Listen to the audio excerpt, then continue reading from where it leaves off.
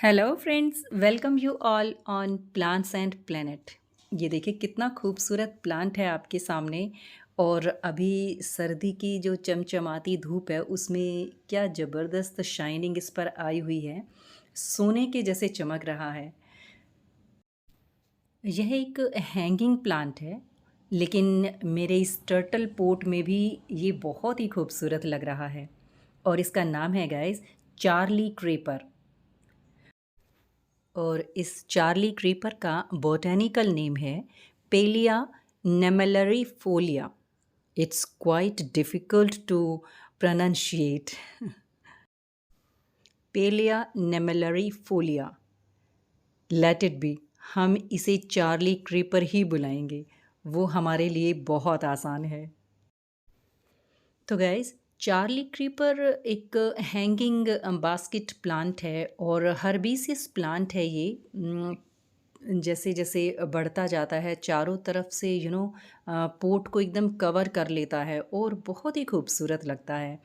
और इसका जो कलर है वो भी फ्लोरेसेंट ग्रीन कलर का होता है। बहुत ज़्यादा डार्क ग्रीन कलर की इसकी लीव्स नहीं होती हैं।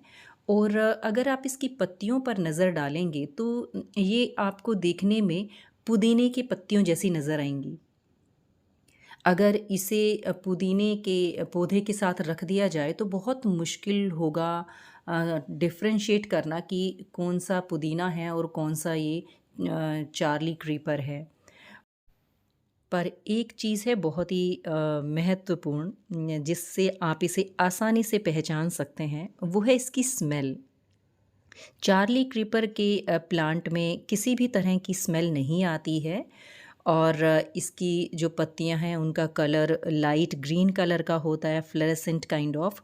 और जो पुदीना है, मिंट, उसकी स्मेल आप सभी पहचानते हैं। एक स्ट्रॉन्ग स्मेल होती है पत्तियों की। और उसकी पत्तियां भी डार्क ग्रीन कलर की होती हैं।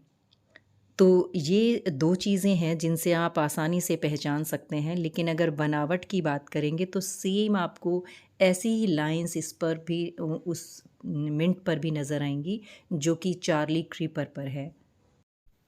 एनीवे, इसके रख-रखाव पर बात करते हैं तो ये एक पार्शियल शेड का प्लांट है। फुल शेड में भी चार्ली क्रीपर अच्छे से ग्रो करती है। बट मैं आपको सजेस्ट करूँगी कि आप इसे पार्शियल शेड में लगाएँ। क्योंकि फुल शेड में जब प्लांट रहते हैं, इंडोर में रहते हैं तो ग्रोथ तो अच्छी करते हैं। बट आपको प्लांट लैंकी नज़र आएगा, बहुत ज़्यादा स्ट्रेंथ उसमें नज़र नहीं आएगी। छूने में भी आपको ढीला-ढाला सा उसका टेक्सचर लगेगा। लेकिन जब आप किसी भी प्लांट को थोड़ी देर की धूप में रखते हैं तो वो प्लांट के अंदर एक स्ट्रेंथ आती है। उम, पत्तियों में एक वो क्रिस्प आपको लगेगा छूने में। तो थोड़ी बहुत देर की धूप में आप अपने प्लांट को ज़रूर रखें, चार्ली क्रीपर को। मैं भी अपने इस प्लांट को मॉर्निंग की जहाँ धूप आती है ऐसी जगह पर रखती हूँ। और 2-3 घंटे के बाद ये प्लांट पर मेरे शेड आ जाती है। तो इसीलिए इसकी ग्रोथ बहुत अच्छी है। पत्तियाँ भी आप देखेंगे कि बंचेस में हैं और पास-पास हैं, बहुत ज़्यादा दूर-दूर नहीं है, जैसा कि अक्सर फुली इंडोर प्लांट में हो जाता है। तो इस चीज़ का आप ख़याल रखें। ये कुछ छोटी-छोटी चीज़ें होती हैं जो हमसे इग्नोर हो जाती हैं और वो फिर हमारे प्लांट की ओवरऑल ग्रोथ पर नज़र आती हैं। मिट्टी की अगर बात करें गाइस, तो आप किसी भी टाइप की सॉइल मिक्सचर में लगा लीजिए। अब उसका बस ड्रेनेज सिस्टम प्रॉपर होना चाहिए। मिट्टी का कोई इशू नहीं है किसी भी टाइप की सॉइल मिक्सचर में। ये प्लांट, ये क्रीपर बहुत अच्छे से ग्रो कर जाती है। वाटरिंग की अगर बात करें तो आप इसे मॉडरेट वाटर करें। बहुत ज़्यादा कम नहीं होना चाहिए और बहुत ज़्यादा भी नहीं होना चाहिए। अदरवाइज़ रूट रॉट का प्रॉब्लम हो जाएगा ज़्यादा पानी की देने से। और अगर कम पानी मिलेगा तो प्लांट आपका बहुत जल्दी, इसकी जो पत्तियां हैं वो सूखना शुरू हो जाएंगी। आपको नज़र आ जाएगा पत्तियां पीली पड़ने लगती हैं। तो ये एक पहचान होती है कि प्लांट आपका पानी मांग रहा है।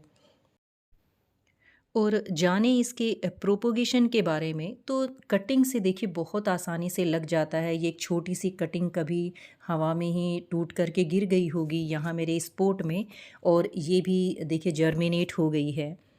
तो बहुत आसान होता है कटिंग से नए प्लांट्स तैयार कर लेना।